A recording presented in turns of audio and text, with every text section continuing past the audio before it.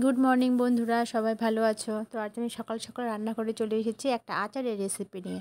তো করব আমি আমের আচার।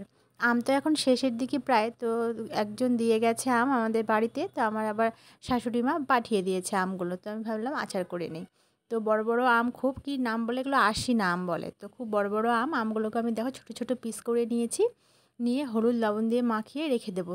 জলটা যখন বেরিয়ে যাবে তখন এগুলোকে আমি রোদে মেলে দেবো। এখন বর্ষার আকাশ, রোদ তো সেরকম হয় না, তবুও ছাদে যাই একটু দেখি রোদ্র আছে নাকি। একটু রোদ আছে, উঠেছে। তো একটা কাপড়ে করে আমি রোদ আমগুলোকে মেলে দিয়েছিলাম, দেখো অনেকটা শুকিয়ে গেছে, নিয়ে চলে এসেছি।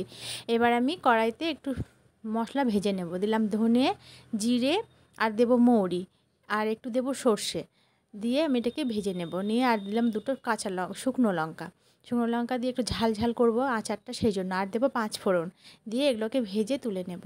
নিয়ে এগুলোকে আমি মিক্সিতে গ্রাইন্ড করে নেব। তবে বেশি না। আর দিলাম এখানে দুটো ছোটো এলাচ, একটা বড় এলাচ, আর গোলমরিচের গুঁড়ো। একটু এলাচের ফ্লেভারটা দেবো। আমি আচারটা করব আজকে চিনি দিয়ে, সেই জন্য। চিনির আচার আমার লাইফে প্রথম, আমি কোনো দিনও চিনির আচার করিনি, আজকে প্রথম করব।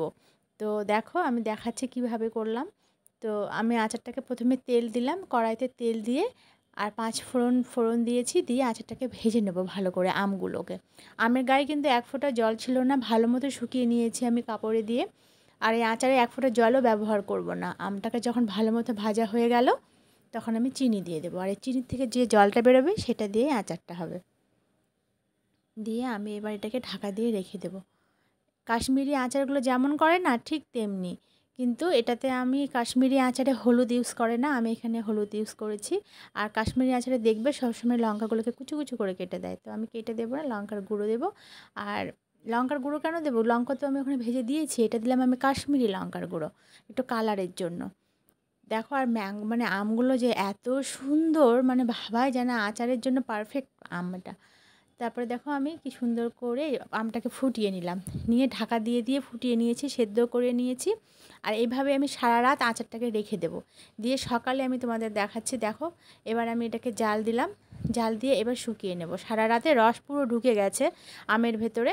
এবার আমি আমটাকে পুরো আচার করে নেব। রৌদ্র থাকলে খুব ভালো হতো, রৌদ্র তো নেই, তো আমি এইভাবে তাও করে রেখে দিই। রোদ একটু উঠলে একটু একটু করে রোদে দেবো। আর এখন আচারের যে মশলাটা করে রেখেছিলাম, সেই মশলাটা দিয়ে দিলাম। আর একটু ভিনিগারও দিয়েছি, আমি সেটা তোমাদের দেখানো হয়নি, সকাল সকাল উঠেছিলাম তো দিয়ে দিয়েছি, ভুলে গেছিলাম। ভিনিগার দিয়ে দিয়েছি। এটা আমার ফাইনাল লুক, দেখবে। আর তোমরা একবার অবশ্য হলেও ট্রাই করো। বাই বাই সবাইকে।